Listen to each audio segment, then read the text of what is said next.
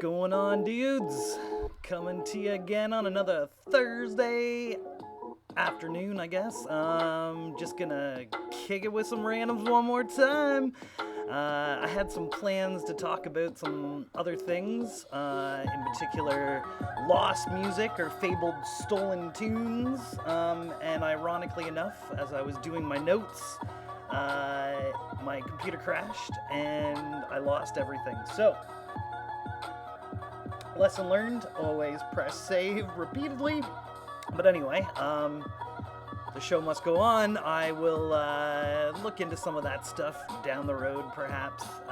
But anyway, yeah, I just got some more randoms. We'll get into it here. First off, just wanted to do a shout out to my people in Monaco. Yeah, man. Monaco, little part of France, I guess, sort of. It's its own sovereign state, I believe. But yeah, actually, they have more people in their orchestra than they do in their army. So we know what they're all about, right? I thought that was pretty cool, man. Their perspective is apt, and you know, we need more music, not more war, right? So I thought that was pretty cool. Getting into some other army orchestra type stuff. Something that I stumbled upon a little while ago was the good people of the Egyptian army.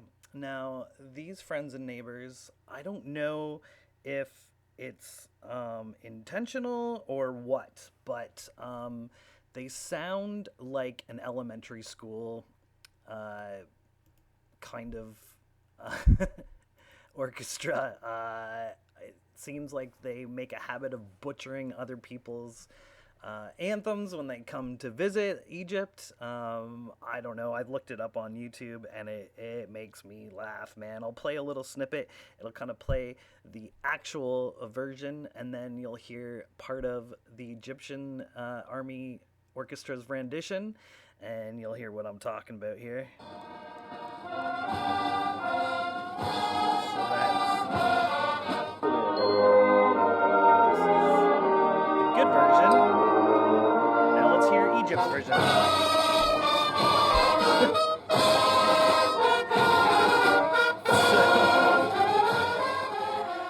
Time and time again, you know, dignitaries will come to visit, and they will prep and learn, or not learn so well, the national anthem of those incoming dignitaries and perform, and I'm telling you, they just butcher it left, right, and center. I don't know what's going on there, if they're not very talented musicians or what the case is, but I found that very humorous anyways. All right, carrying on, who are we going to talk about? Yes, Mr. Paul Simon. I don't know if anyone knows this tune. It's one of my favorites by him. It's called Mother and Child Reunion. So, you know, Paul Simon, very known for doing like a mix match of different inspirations for his music, different songwriting techniques, different genres. He threw in all kinds of stuff there. This one happened to be obviously on kind of the reggae slate, right? And that made it quite original in its own right.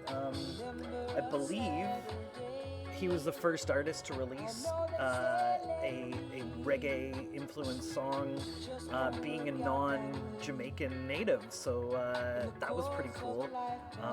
I love the reggae music myself, and obviously so did Paul Simon. But what I wanted to talk about was actually the title. Interesting title here, Mother and Child Reunion. So there's all kinds of stuff in there, what he was writing about. Turns out somewhat the inspiration was the death of a family dog that kind of left some impact in his life, and so that started the writing process. But the title of the song actually came to Paul one night when he was dining at a Chinese food restaurant, and one of the menu items was entitled mother and child reunion, and this was a chicken and egg dish. So kind of tongue-in-cheek. He just thought that black humor was too much to leave alone, so he wrote a song called it, and so there you go. Inspiration from all kinds of things, even a Chinese food menu there. So I thought that was pretty wild. All right, moving on. Where are we going? Ah, yes. This would be a time when I'm sure most people know this tune, a little Bohemian Rhapsody. Bizarre tune, but quite a masterpiece for the boys and Queen. And there's a little odd, there's a lot of odd phrases and words used in this, but one of those is an Italian sort of phrase of exclamation, Mamma Mia, right? And so after this had been on the top of the charts for about 9 weeks, I believe, it was knocked out by another group that you might know of named ABBA with this tune. So this tune, if you don't know it, is entitled Mamma Mia. So for weeks on end, back then, the word or the phrase Mamma Mia was on the radio charts for a long, successful time. Kind of bizarre that happened, anyway. All right, as a liner note, I clocked an article about ABBA back in the year 2000. They had not produced anything for quite some time, had never gone on tour for quite some time as well, and a production company had actually came to them with an offer to do a world tour for a cool $1 billion. And the good people of ABBA said, heck no. We're not doing it. We don't want a tour. We're doing good, man. But $1 billion, they just turned it down just like that. So I thought that was pretty crazy, man. Obviously, their previous success left them in a good standing position. So they didn't need it, didn't want it. They were never really about touring, per se. It was more about their studio stuff. So maybe that's why. I don't know. But also on a liner note of the good people of ABBA, back in, I think, about 2018, they had started to discuss both releasing some new music, but and I think there was a couple of tracks there that came out through various sources, but they also had planned a tour after turning down that $1 billion tour offer. But in this case, they were going to try a different method, sort of a futuristic method of a hologram tour. Now, this has been utilized all over the place now, mostly for dead artists that we can't possibly see. But they were going to create some crazy holographic version of the group and perform that way. And so no word yet. That was, like I said, a couple of years ago, and then haven't heard too much about it. But they were, of course, going to call this tour the Avatar Tour, which I thought was pretty cool. So we'll have to wait and see. I don't know if they'll get the interest that they're hoping for, but I imagine there's some super fans out there that would go to see them in artificial version as well. I'm not sure. Anyways, moving along, I guess this next one would go into my do not play category. I just found this one to be an oddity of sorts. This lady, known as being, I mean, it's been refuted and argued, but for our purposes today, we will say she was one of the longest living individuals on Earth. She was born in February of 1875, and she passed away in August of 1997. So just 122 years, we'll say. So quite long. Her name was Jean-Louise Calment. She's a French lady. And right in the middle of 1996, she decided to release an album. Now, like I mentioned off the top, this will definitely go on my do not playlist. You're not going to hear some quality recordings here. I'll see if I can pull up a little bit of some of her stuff. So for the most part, it was just her talking. Now it's in French over some music. In some cases, it's almost like rap music. I'm not sure what this track is exactly. La Farandole. I don't know what that means in French. Maybe some of you people more abreast of the French language could help me out and find out what that means. But we'll play a little snippet here. Quite interesting. Now, the woman's over 100 years old, so I won't...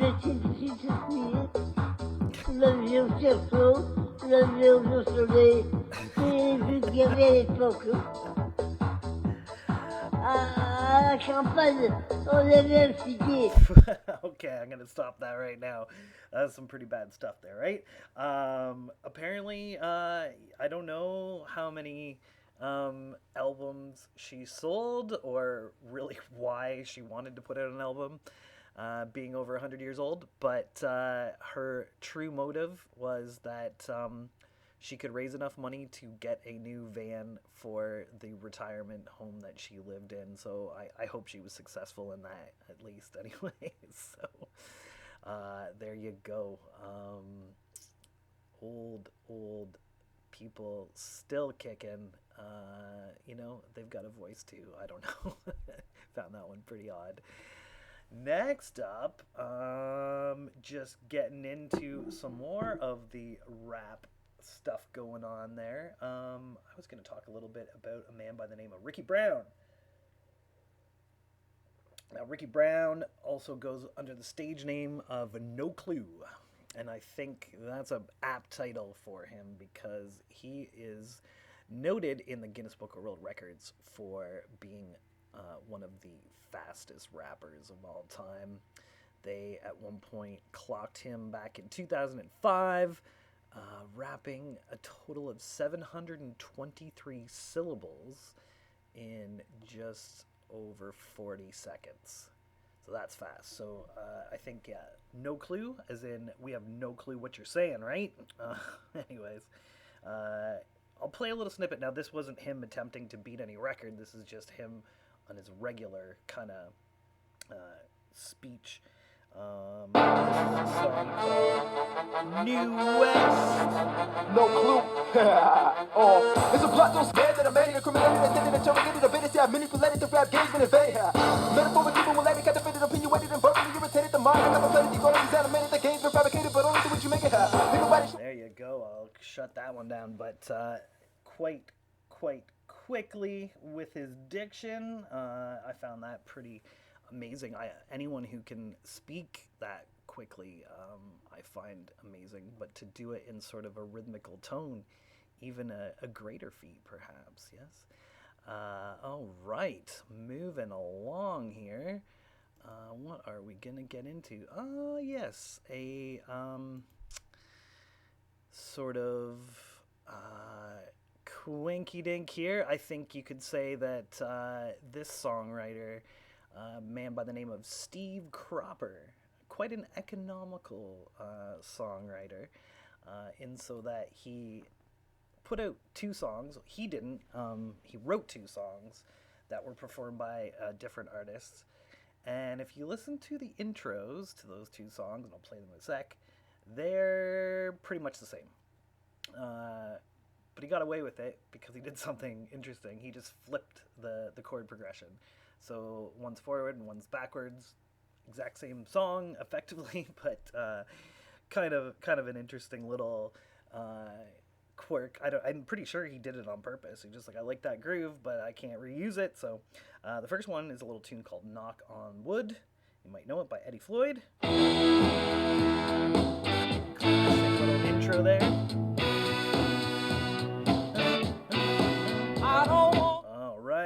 And the next one would be In the Midnight Hour, and this one's by Wilson Pickett, also written by the same Steve Cropper. So check out that intro chord progression. It's exactly the same, just he just reversed it.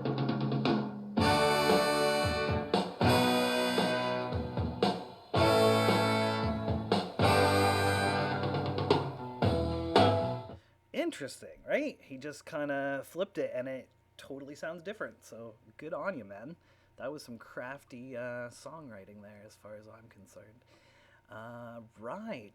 Next, we're going to talk a little bit about my friend David Gilmour of Pink Floyd. So I'll play a little bit of Money, because that's one of my favorite jams by the Floyd.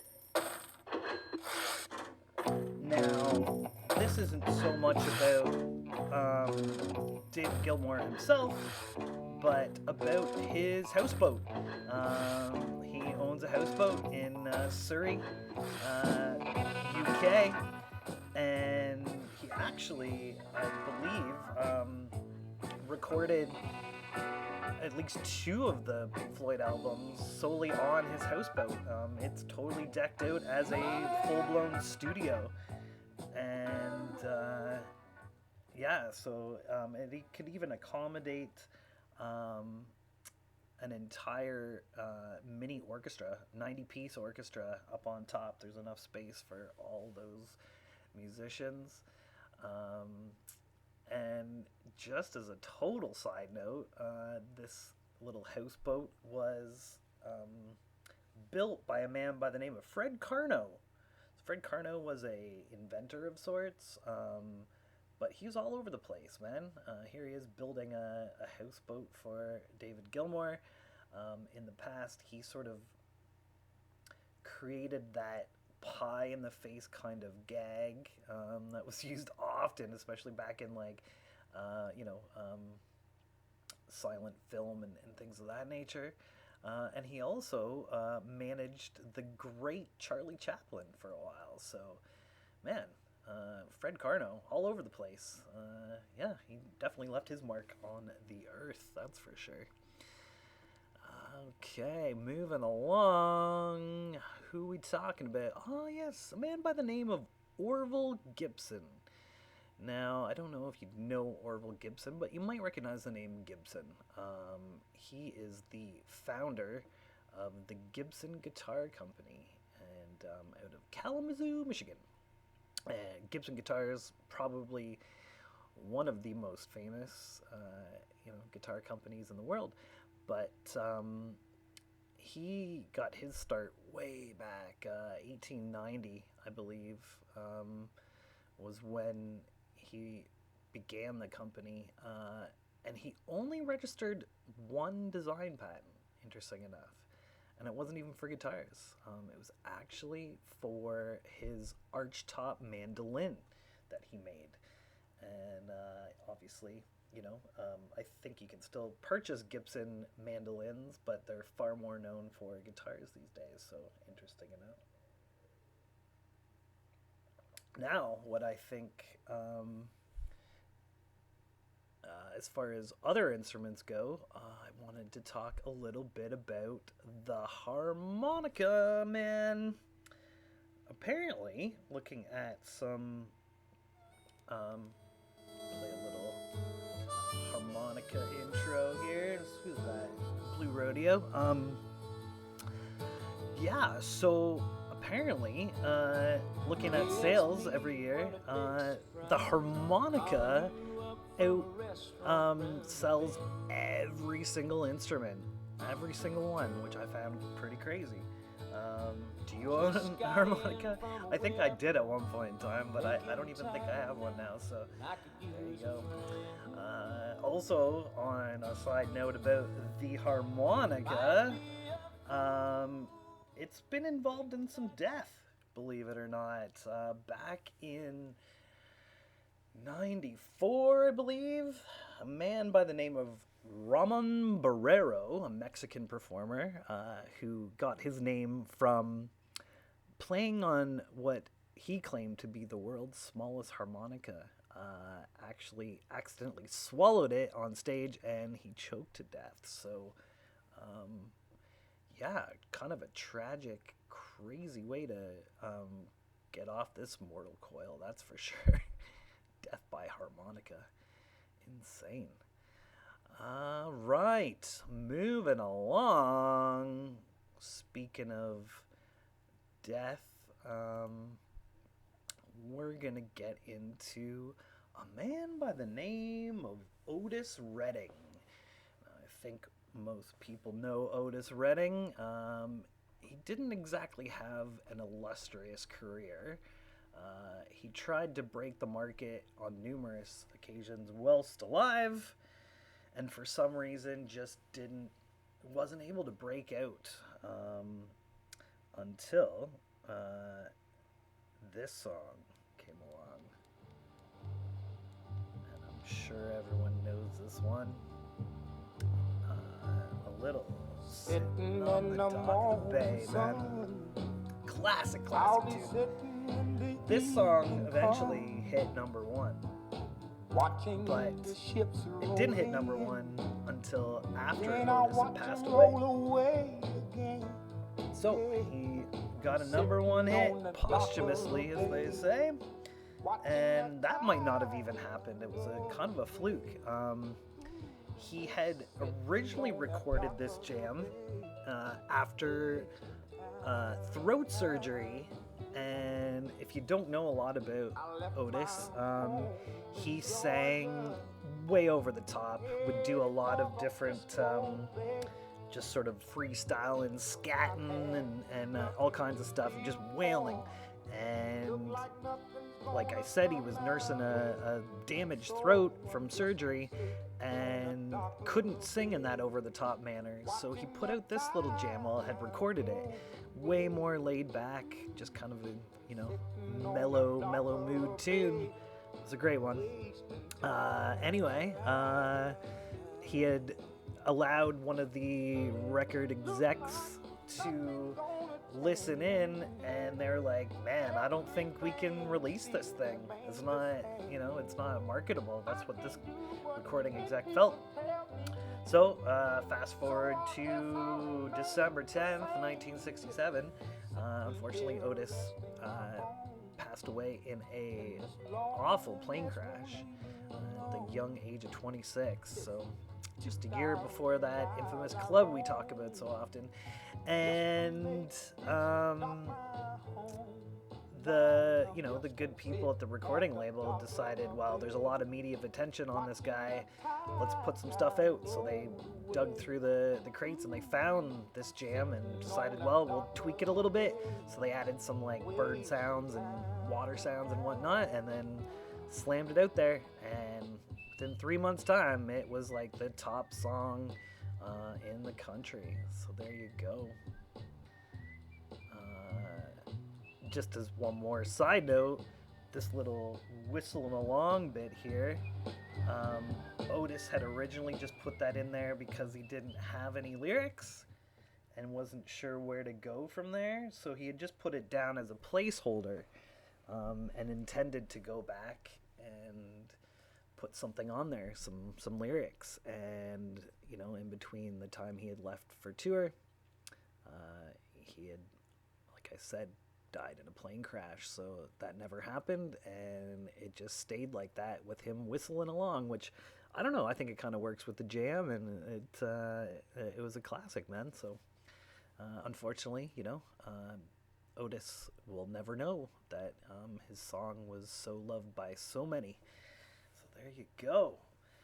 All right, moving on to Mr. George Santana. No, Carlos Santana. Where did George come from? That was weird.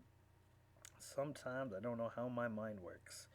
And I got lost in the weeds here, so I gotta find my place. This is a more modern tune from him. I know Santana had some crazy success, back in the Woodstock days and whatnot, but this came out much, much later. This is, of course, the song Smooth with Rob Thomas off of his Supernatural album. quite a success for Carlos. It kind of was a rebirth for him. This song in particular got all kinds of radio play, massive sales on the album charts. But when interviewed about his inspiration, this is where things get weird. According to Carlos, it was a mystical spirit called Metatron. Okie doke then, Carlos. Apparently, Carlos explained in an interview that Metatron is the architect of physical life. Okie doke, Carlos. So, apparently he said that this divine being supposedly told him to make an album featuring the best artists of the day, which apparently included Rob Thomas and a man by the name of Everlast. But anyways, whatever it was, it worked out. Like I said, that was a huge selling album for Carlos. So, praise to Metatron, the architect of life, whatever that is. Very strange. All right. Well, unfortunately, I think that's about all the time I have. I did have one more to leave you with, just because I have to get this off of my chest. I'm not sure if all of you folks know the teeny bopper band One Direction from recent years. I'll play a little snippet there. But one of the gents in this band, I think they've all split into separate directions, no longer One Direction. Harry Styles, one of the front guys there, has a particular, we'll call it disorder, that I'm sure he loves, everyone likes to point out, but I will try to show you a pic here. I know it's a dangerous picture there, but if you look below his hands, one lower on this side and one over here, there is actually 4 nipples. 1, 2, 3, 4.